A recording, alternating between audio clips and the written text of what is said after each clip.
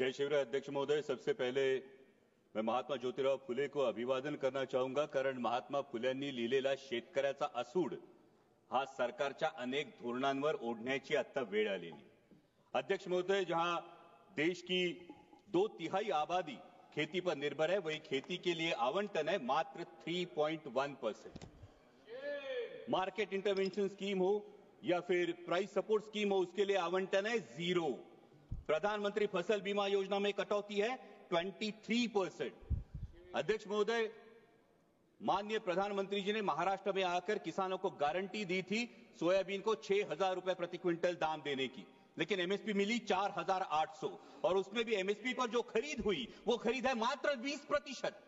बाकी 80% किसानों को अपना सोयाबीन 3,500 4,000 में बेचना पड़ा, जहां की लागत का खर्चा है 7,000 रुपए प्रति क्विंटल। तो कैसे होगी कि किसान की आय दुगनी और क्या हुई माननीय मोदी जी की गारंटी।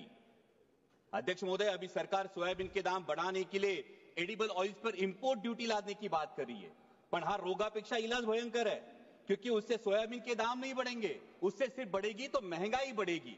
सोयाबीन के दामों पर अगर हमें असर करना है तो जो मक्के की डीडीजीएस है और जो सोया डीओसी है, जो 120 लाख टन अभी भी देश में पड़ा है, उसको एक्सपोर्ट करने के बारे में सोचना होगा। लेकिन सरकार पर पोल्ट्री और पशु खाद्य इंडस्ट्री की ऐसा क्या दबाव है कि सरकार सोया डीओसी एक्सपोर्ट नहीं कर रही है। मेरी सरकार से गुजारिश है कि कम से कम 15 से 20 लाख मेट्रिक टन सोया डीओसी एक्सपोर्ट किया जाए।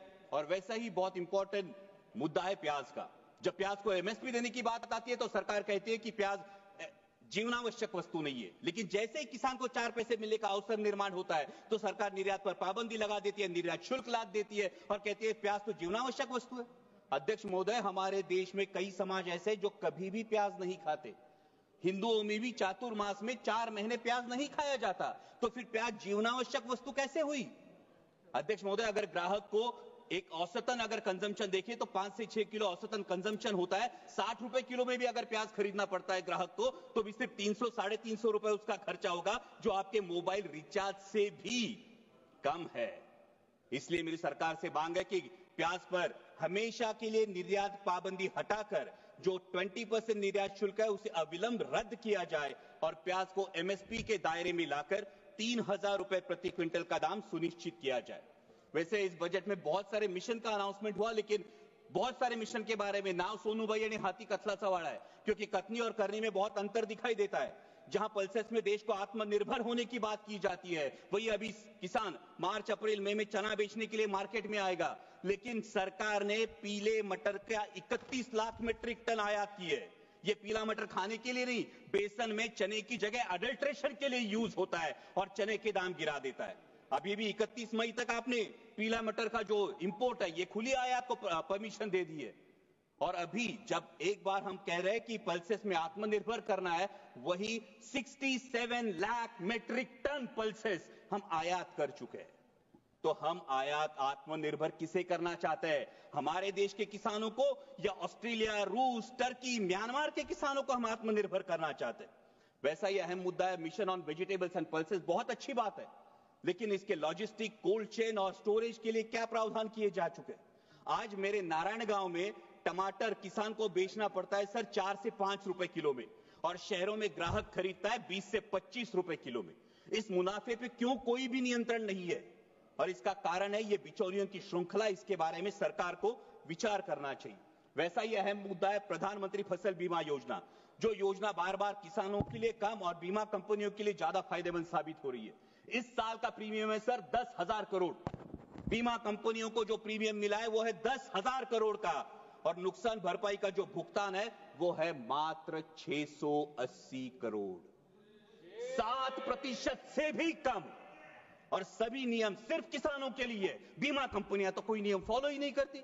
इसका मतलब योजना किसानों के लिए, पैसा सरकार का यानी टैक्स पेयर का, और भला हो रहा है बीमा कंपनियों का। इसे मराठी में कहते हैं आंधळ दळते आणि कुत्र पीठ खाते।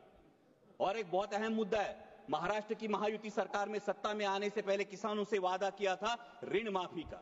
सरकार के इस आश्वासन की वजह से किसान अब ऋण माफी की तरफ आस लगाए बैठे हैं, और मार्च एंड होने की वजह से बैंक्स किसानों के पीछे रट लगाई है। आज महाराष्ट्र में हर दिन 7 किसान आत्महत्या कर रहे हैं। क्या कृषि प्रधान देश के लिए ये सम्मानजनक बात है? और अंत में 2 ही मुद्दे सर। अभी अमेरिका में सत्ता परिवर्तन होने के बाद अमेरिका ने कहा है कि भारत ने अपना एग्रीकल्चर मार्केट अमेरिका के लिए खोलना चाहिए और इससे भारत के किसानों पे एक बड़ा संकट मंडरा रहा है। लेकिन सरकार ने अभी तक इसमें कोई स्पष्टता नहीं दी है, क्योंकि अमेरिका का किसान सोयाबीन का जो उत्पादन लेता है अध्यक्ष महोदय, वो 30 लाख क्विंटल पर हेक्टर लेता है, लेकिन हमारे देश का किसान सिर्फ 10 लाख क्विंटल पर हेक्टर लेता है। क्योंकि अमेरिका के किसान को जेनेटिकली मॉडिफाइड जीएम वैरायटी लगाने का अधिकार है, हमारे किसान को नहीं। सरकार जो एडिबल ऑयल इंपोर्ट करती है वो जीएम वैरायटी का चलता है, लेकिन किसान जीएम वैरायटी की फसल नहीं लगा सकता। तो कैसे होगा? जहां अमेरिका अपने किसान को सक्षम कर रही है, वही हमारे विश्व गुरु देश का किसान अभी भी एमएसपी के लिए जूझ रहा है। सर, प्रधानमंत्री जी ने एक बहुत प्यारी बात कही महाकुंभ के बारे में वक्तव्य देते वक्त। उन्होंने कहा कि नदी उत्सव मनाना चाहिए, लेकिन ये नदी उत्सव नदियों का खोलीकरण, रुंदीकरण और पुनरुज्जीवन होगा, तभी असली नदी उत्सव होगा। सर, महाराष्ट्र में कैलाश नागरे जैसा एक युवा प्रगतिशील किसान अगर खेतों को पानी नहीं इसलिए खुदकुशी करता है, तो क्या ये हमारे पॉलिसी पे तमाचा नहीं है? सर, आज हर कोई बहुत सारी चीजें खोदने की बात हो रही है, लेकिन डैमों में जो मिट्टी जमा हुई है सर, 30 से 40% कैपेसिटी हर किसी डैम की कम हुई है। शायद उत्तर भारत में इसका प्रमाण और ज्यादा होगा, लेकिन इसकी मिट्टी खोदने का कोई प्रावधान अब तक किया नहीं।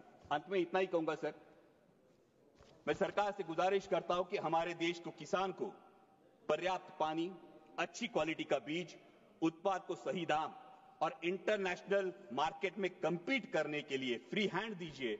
वो सरकार के कथित 17 रुपए दिन के सम्मान का मोहताज नहीं। और जाते जाते इतना ही कहूंगा, मस्जिद के नीचे तुम मंदिर क्यों ढूंढते हो? मस्जिद के नीचे तुम मंदिर क्यों ढूंढते हो? भविष्य की ओर देखो, तुम इतिहास पर क्यों लड़ते हो? ठीक है, वो लड़ाएंगे भड़काएंगे, वो लड़ाएंगे भड़काएंगे, लेकिन राष्ट्रहित का रुख तू कर, किसानों के हित में हमेशा इंसानियत की बात तू कर, इंसानियत बात तू कर। जय शिवराय, धन्यवाद।